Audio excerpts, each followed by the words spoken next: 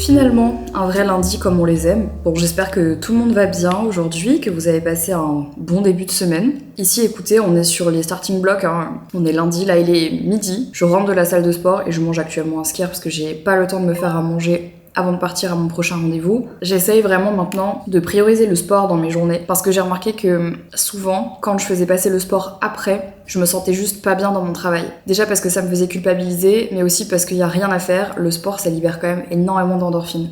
Au début, je comprenais pas trop les gens qui disaient tu verras, une fois que tu auras commencé le sport, tu pourras plus t'en passer et tout. J'étais en mode ouais, bien sûr, c'est ça, d'accord. Et en fait, je me rends compte que même si c'est difficile sur le moment, parce que franchement, des fois, juste t'as la flemme d'y aller, le bonheur que ça te procure après, d'avoir fait une grosse séance de sport, bah t'es que fier de toi. Et puis surtout, en fait, hormonalement parlant, ça régule énormément les hormones et ça fait du bien, même si la séance elle est pas colossale. Genre aujourd'hui, j'ai fait un rappel de mes précédentes séances parce que j'ai pas envie de me mettre la rate au courbouillon. Qui dit encore cette expression ? Parce que je pars au Hellfest après-demain et que je sais que ça va me crever, donc j'avais pas envie de me défoncer à la salle. Mais je fais une petite séance aujourd'hui, une séance demain, et ce sera très bien. En fait, j'arrive à mieux réguler mes journées, et maintenant je sais exactement combien de temps ça me prend de faire mes séances, et donc je me lève le matin, je travaille et je fais toutes les urgences, ensuite je vais à la salle, généralement je rentre vers midi, je mange et ensuite je peux continuer à travailler et ça c'est vraiment le meilleur timing. Là du coup je suis en train de travailler sur mon ordinateur, je suis en train de faire un espace de formation pour les formateurs Cabal. Je vous explique. Nos produits sont en train de rentrer au fur et à mesure dans les pharmacies. C'est trop bien. D'ailleurs, je vous linkerai en barre d'infos les pharmacies dans lesquelles on commence à être répertoriés. Et donc, il y avait beaucoup cette demande en fait de la part des pharmaciens et du coup des agents qui s'occupent aussi de gérer nos produits et de les mettre en pharmacie, d'avoir justement une plateforme sur laquelle on pouvait faire des vidéos explicatives pour chacun de nos produits pour que eux ensuite puissent expliquer à leurs clients. Donc du coup, ce week-end, j'ai tourné les vidéos. Là, j'étais en train justement de créer en fait la page d'accueil sur laquelle seront ces vidéos-là. C'est hyper niche ce que je suis en train de vous expliquer, mais c'est vraiment essentiel parce que c'était des demandes qu'on avait et pour l'instant c'était quelque chose que j'avais pas encore eu le temps de faire, donc là ça y est, je m'y suis mise. Donc je suis dessus, c'est quasiment terminé, mais ça prend du temps parce que franchement le code HTML, bah j'aime pas ça, alors, clairement c'est pas facile, mais je vais finir par y arriver. Accompagnée de Lulu. Ça va Lulu ? Oui. D'ailleurs, si vous êtes pharmacien ou pharmacienne et que vous avez envie de répertorier Cabal, je vous laisse une adresse mail qui s'affiche à l'écran et vous pouvez nous contacter. On sera un plaisir de vous envoyer une petite fiche. Bref, donc là, il faut que je termine de faire ça. Je pars dans 20 minutes. Priorité absolue.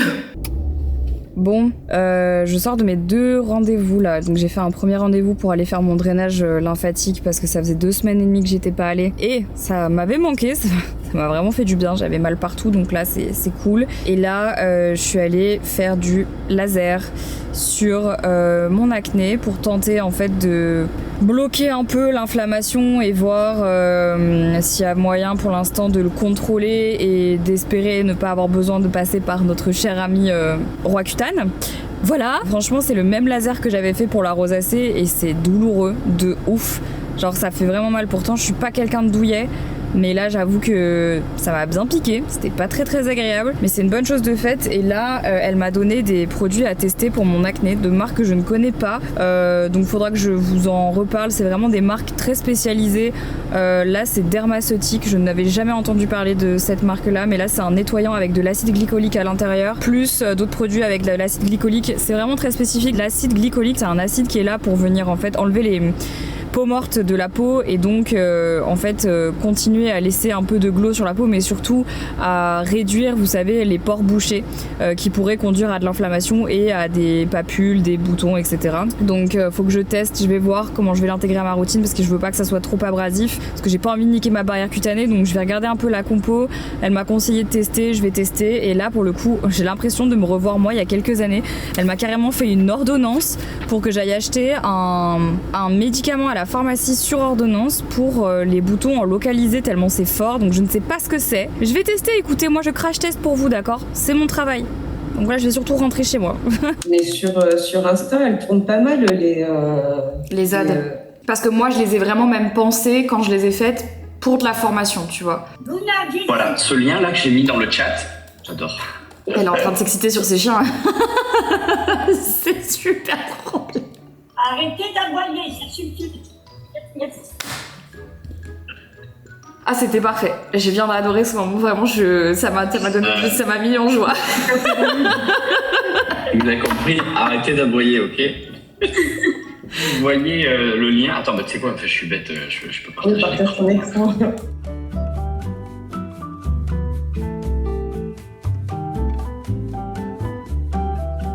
Les gars, on est mardi, je fais que courir partout depuis ce matin. Il fait une chaleur à mourir ici à Bruxelles. Et ça, c'est juste la préparation de ce que ça va donner au Hellfest. Là, j'ai vu que c'était la définition de l'enfer. Il va faire entre 33 et 37 degrés. Ça va être terrible. Là, il est déjà 15h. J'ai fait qu'enchaîner ce matin. J'avais mon visio hebdomadaire avec Cabal. Ensuite, j'ai eu pas mal de messages auxquels je devais répondre. J'ai eu un rendez-vous. Là, j'avoue, je me suis fait un petit kiff. Je fais jamais ça, mais là, je l'ai fait. Je suis allée chez le coiffeur pour me faire laver les cheveux et faire un brushing. J'ai jamais fait ça de ma vie. Mais là, en fait, avec mes extensions, j'avoue que j'ai pas eu la foi. Et je me suis dit, là, il faut que quelqu'un le fasse à ma place parce que j'ai pas le temps. Genre là, j'en suis au stade où j'ai pas le temps. Il fallait que je le fasse avant de partir demain. Et je suis allée dans un endroit à Bruxelles qu'on m'avait recommandé qui s'appelle Maison 19. Très très bien, vraiment, enfin trop cool le salon et tout. Elle m'a fait un wavy de star là, vraiment incroyable.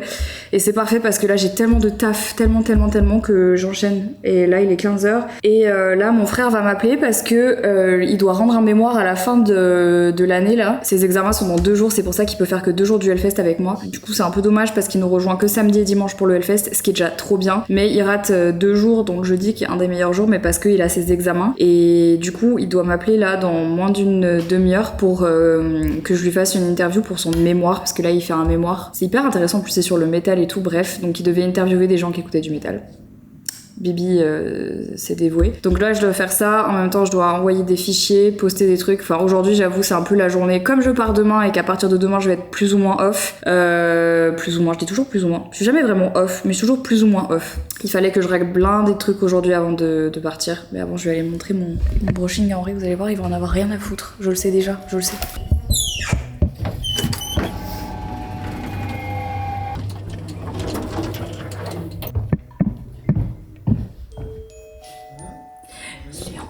J'ai trop le seum. Je vais voir s'il a des trucs intéressants dans son frigo. Rien.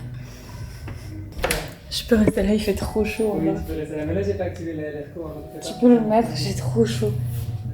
Wait, I just need to activate the air conditioning for my fiancé. Il dit bonjour, il dit hello Marie. Hello Tim. Elle dit hello Tim. Il a dit ok. What the fuck. Ouais.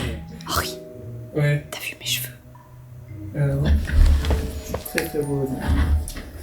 Ok, so, you can go, I see your screen. Yeah.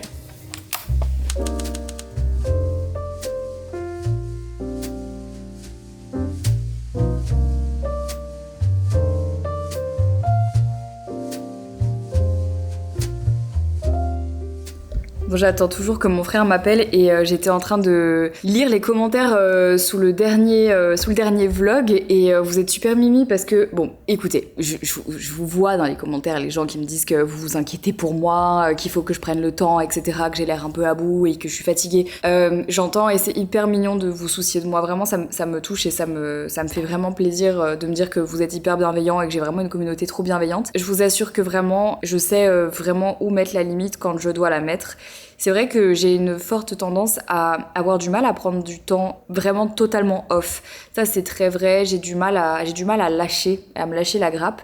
Mais je dois dire aussi que c'est différents fonctionnements. Et qu'il y a des gens, en fait, pour qui le fait de lâcher prise, de partir, de prendre du temps pour soi, etc., ça les aide justement dans le fait de passer au travers des épreuves, au-delà de la difficulté et parfois aussi à prendre un peu de recul. Et il y a d'autres types de personnalités comme moi qui ont besoin de s'occuper l'esprit, qui ont besoin en fait d'avoir quelque chose à faire pour passer au-dessus de la difficulté des moments qu'on vit. Peut-être que pour vous ça peut vous paraître hyper contre-intuitif, contre-productif et que quand on n'est pas bien il faudrait prendre du temps pour soi et se reposer. Mais je vous assure que moi si je fais ça, bah je vais ruminer.